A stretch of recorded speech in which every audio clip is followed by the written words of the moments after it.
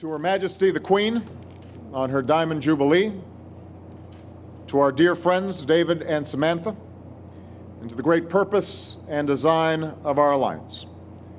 May we remain, now and always, its faithful servants. Cheers, everyone.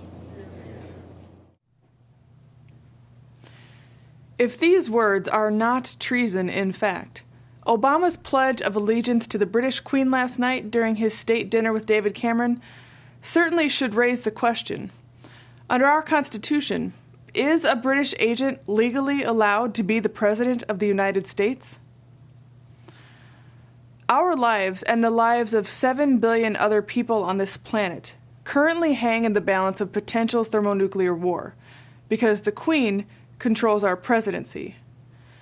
In Obama's own words, he is a faithful servant of Her Majesty the Queen and the grand purpose and design of the Anglo-American alliance.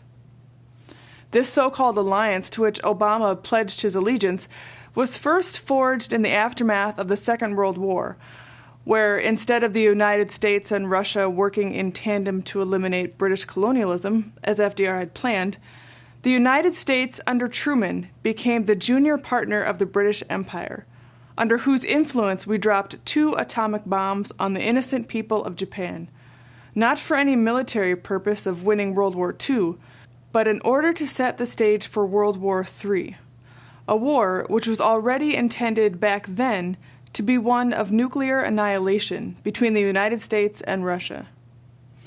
Though these plans were laid before Obama was even born, this is precisely the program which the puppet Barack Obama is being used to detonate right now.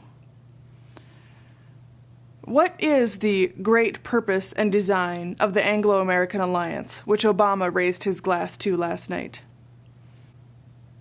This: global depopulation and war, either through bluffing the nations of Russia and China into surrendering and ceding their sovereignty to London, or, if these nations refuse, by actually launching a thermonuclear war of extinction. And Obama, with his narcissistic tendency towards homicide, is the perfect instrument to do it. Among the other virtues which David Cameron extolled last night, including comparing Obama to Teddy Roosevelt, and just like the yokels in the Fort Bend, Texas Democratic Party, Cameron celebrated Obama not only as the slayer of Osama bin Laden, but also as the murderer of prisoner of war Muammar Gaddafi, too. But there are 3 things about Barack that really stand out for me: strength, moral authority, and wisdom. Strength, because Barack has been strong when required to defend his national interests. Under President Obama's leadership, America got bin Laden.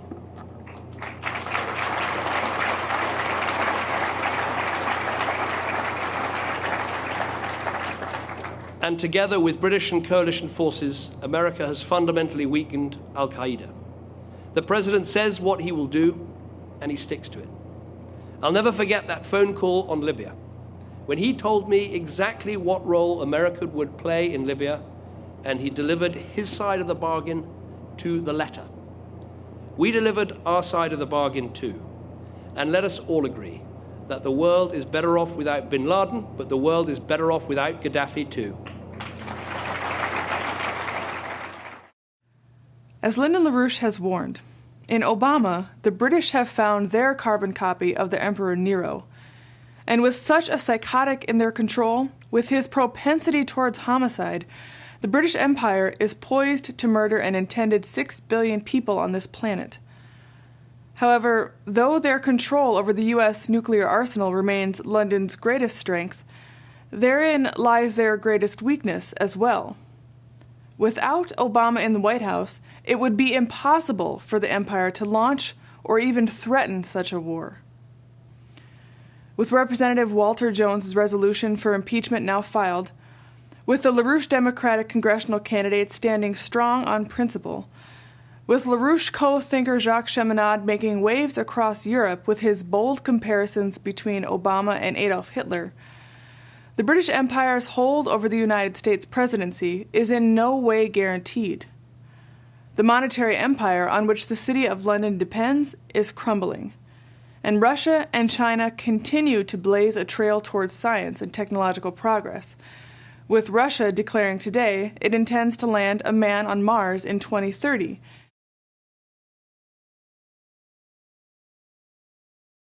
And China announcing that its lunar rover Chang'e 3, scheduled to launch next year, has now moved into manufacturing mode. However, the very prospect that Obama's political demise is closer now than ever before puts the British Empire into a state of desperation. Were a patriotic president to replace Obama and strike an alliance with China and Russia, the world would quickly be turned upside down, and the British would face the extinction of their empire at the hands of a revived FDR alliance between the three great superpowers of the world. So the war drive continues and escalates, with Obama, via Secretary Clinton, delivering an ultimatum to Russian Foreign Minister Lavrov that Tehran has one last chance for talks, and if Obama's demands are not met, an attack will happen in a matter of months, before the end of this year.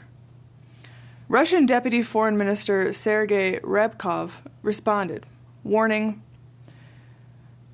"There is never a last chance. It all depends on political will, and Russia is doing everything possible to keep that will from disappearing, and rather to strengthen it.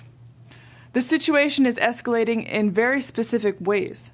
The conclusion from this is just one thing. Those who are tempted to use military force need to get a grip on themselves and seek diplomatic solutions. War will not solve any problems, but will create a million new ones and will come with grave consequences for many countries." But even while Russia does everything in its power to avoid the outbreak of such a war, they are also being forced to prepare contingencies. In an ominous statement which just underscores the danger, an anonymous Russian Defense Ministry official told Kommersant yesterday, "We have worked through our actions for the case of a war with Iran. We are mobilization ready for that eventuality." And so, the situation remains as it has for several weeks. We stand in suspension, as if teetering on a cliff, between survival and extermination. The only reason war has not already been launched is the efforts of a small handful of generals among the U.S. military Joint Chiefs of Staff. But this is in no way permanent. With Barack Obama as commander-in-chief of them, and Queen Elizabeth as commander-in-chief of him, it is only a matter of time, unless Obama is promptly impeached, that the orders will come from London, and even our most patriotic military officers will have no choice but to launch those missiles which will swiftly and suddenly put us on a road towards thermonuclear World War III. And so it would seem that with the great state visit of David Cameron to the White House, the British are celebrating not only their evil queen's Diamond Jubilee, but also the final victory in a 200-year war that started in 1812, the reconquest of the USA.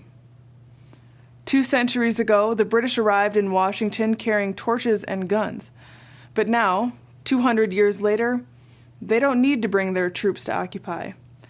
Now they have Barack Obama. It's now been 200 years since the British came here to the White House under somewhat different circumstances. They made quite an impression. They really lit up the place.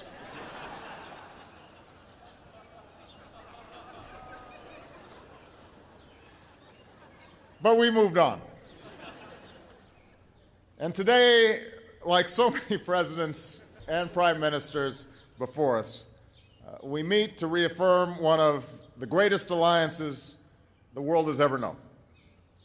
This visit is also an opportunity to reciprocate the extraordinary and gracious hospitality shown to us by Her Majesty Queen Elizabeth, by David and Samantha, and by the British people during our visit to London last year. Through the grand sweep of history, through all its twists and turns, there is one constant: the rock-solid alliance between the United States and the United Kingdom.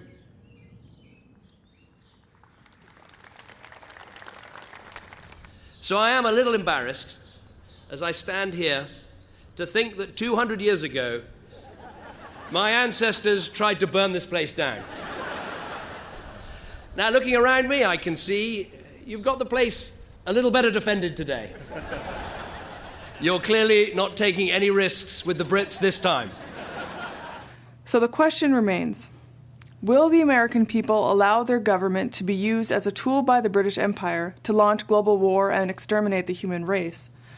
Or will we, by the means of impeachment and a global Glass-Steagall bankruptcy reorganization, lead the human race in effectively exterminating them?